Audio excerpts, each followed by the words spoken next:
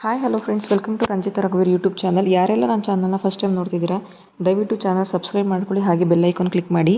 ಹಿಂದಿನ ವಿಡಿಯೋದಲ್ಲಿ ವರಮಹಾಲಕ್ಷ್ಮಿ ವ್ರತವನ್ನು ಹೇಗೆ ಆಚರಿಸಬೇಕು, ದೇವಿಯ ಅಲಂಕಾರ ಹೇಗೆ ಮಾಡಬೇಕು, ಹಾಗೆ ಪೂಜಾ ಸಾಮಗ್ರಿಗಳು ಮತ್ತು ಪೂಜೆಯ ಶುಭ ಸಮಯವನ್ನು ತಿಳಿಸಿದ್ದೇನೆ.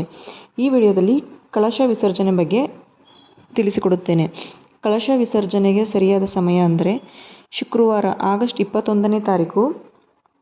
ಸಾಮಾನ್ಯವಾಗಿ ನಮ್ಮ ಸಂಪ್ರದಾಯದಂತೆ ಶುಕ್ರವಾರ ರಾತ್ರಿ ಪೂಜೆಯ ನಂತರ ಕಳಶವನ್ನು ಅಲುಗಾಡಿಸಿ ಶನಿವಾರ ಬೆಳಿಗ್ಗೆ ಸಣ್ಣ ಪೂಜೆ ಮಾಡಿ ಕಳಶವನ್ನು ವಿಸರ್ಜಿಸಬಹುದು. ಬೆಳಿಗ್ಗೆ ಮತ್ತೆ ಸ್ನಾನ ಮಾಡಿ, ಅಂದರೆ ಶನಿವಾರ ಬೆಳಿಗ್ಗೆ ಮತ್ತೆ ಸ್ನಾನ ಮಾಡಿ ದೇವಿಗೆ ದೀಪ ಹಚ್ಚಿ ಹಾಲು ಹಣ್ಣು ನೈವೇದ್ಯವಿಟ್ಟು ಆರತಿ ಮಾಡಿ ಕೈಯಲ್ಲಿ ಅಕ್ಷತೆ ಹಿಡಿದು ಮುಂದಿನ ವರ್ಷವೂ ಮತ್ತೆ ನಮ್ಮ ಮನೆಗೆ ಬಾ ತಾಯೇ ಎಂದು ಬೇಡಿಕೊಂಡು ಅಕ್ಷತೆಯನ್ನು ಕಳಶಕ್ಕೆ ಹಾಕಿ ಪ್ರಾರ್ಥಿಸಿಕೊಳ್ಳಬೇಕು. ಆರತಿ ನಂತರ ಕಳಶವನ್ನು ಉತ್ತರ ದಿಕ್ಕಿಗೆ ಸ್ವಲ್ಪ ಮುಂದಕ್ಕೆ ಜರುಗಿಸಿ ಕಳಶವನ್ನು ಕದಲಿಸಬಹುದು. ಆರತಿಯನ್ನು 5 ಅಥವಾ 7 ಅಥವಾ 9 ಜನ ಮುತ್ತೈದೆಯರು ಆರತಿ ಮಾಡಿದರೆ ತುಂಬ ಒಳ್ಳೆಯದು.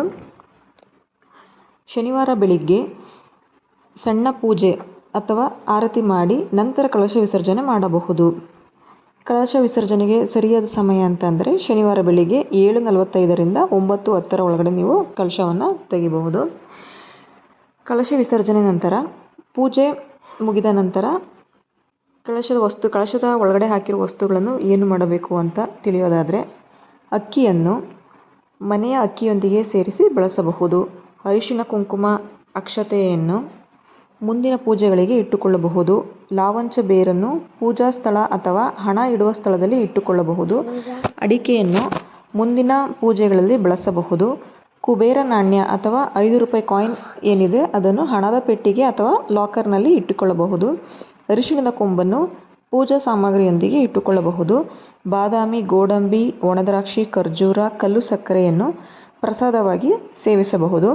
ಏಲಕ್ಕಿ, ಲವಂಗವನ್ನು ಪ್ರಸಾದವಾಗಿ ಸೇವಿಸಬಹುದು ಅಥವಾ ಅಡುಗೆಯಲ್ಲಿ ಬಳಸಬಹುದು. ಕಮಲದ ಬೀಜ, ಲಕ್ಷ್ಮೀ ಕವಡೆ, ಗೋಮತಿ ಚಕ್ರ, ಗುಲಗಂಜಿಯನ್ನು ಪೂಜಾ ಮಂದಿರ ಅಥವಾ ಲಾಕರ್ ಹಣದ ಪೆಟ್ಟಿಗೆಯಲ್ಲಿ ಇಟ್ಟುಕೊಳ್ಳಬಹುದು. ಬೆಳ್ಳಿಯ ವಸ್ತುವನ್ನು ಹಾಕಿದರೆ ಸ್ವಚ್ಛಗೊಳಿಸಿ ಪೂಜಾ ಮಂದಿರ ಅಥವಾ ಲಾಕರ್ನಲ್ಲಿ ಇಡಬಹುದು. ಕಳಶದ ನೀರನ್ನು ಮನೆಯಾದ್ಯಂತ ಸಿಂಪಡಿಸಿ ಉಳಿದ ನೀರನ್ನು ತುಳಸಿ ಗಿಡ ಅಥವಾ ಇತರ ಹಸಿರು ಗಿಡಗಳಿಗೆ ಹಾಕಬಹುದು. ಮುಖ್ಯವಾಗಿ ಕಳಶದಲ್ಲಿ ಹಾಕಿರುವಂತಹ ಯಾವುದೇ ಪೂಜಾ ಸಾಮಗ್ರಿಯನ್ನು ಕಳಶದ ಬುಟ್ಟಿಗೆ ಎಸೆಯಬಾರದು. ಪ್ರಸಾದವಾಗಿ ಬಳಸುವುದು ಅಥವಾ ಮುಂದಿನ ಪೂಜೆಗಳಿಗೆ ಇಟ್ಟುಕೊಳ್ಳುವುದು ಅಥವಾ ಗೌರವದಿಂದ ಸಂರಕ್ಷಿಸುವುದು ತುಂಬಾ ಉತ್ತಮ. ಭಕ್ತಿ ಮತ್ತು ಶ್ರದ್ಧೆಯಿಂದ ಮಾಡಿದ ವರಮಹಾಲಕ್ಷ್ಮಿ ಪೂಜೆಯ ಫಲ ಸದಾ ನಿಮ್ಮ ಕುಟುಂಬದ ಮೇಲೆ ಇರಲಿ. ಶ್ರೀ ವರಮಹಾಲಕ್ಷ್ಮಿ ತಾಯಿಯ ಕೃಪೆ ಎಲ್ಲರ ಮೇಲೂ ಇರಲಿ. ಇದು ಇಂದಿನ ವಿಡಿಯೋ. ಈ ಮಾಹಿತಿ ನಿಮಗೆ ಇಷ್ಟ ಆದರೆ ದಯವಿಟ್ಟು ಚಾನಲ್ ಸಬ್ಸ್ಕ್ರೈಬ್ ಮಾಡಿಕೊಳ್ಳಿ, ಲೈಕ್ ಮಾಡಿ ಹಾಗೆ ಶೇರ್ ಮಾಡಿ.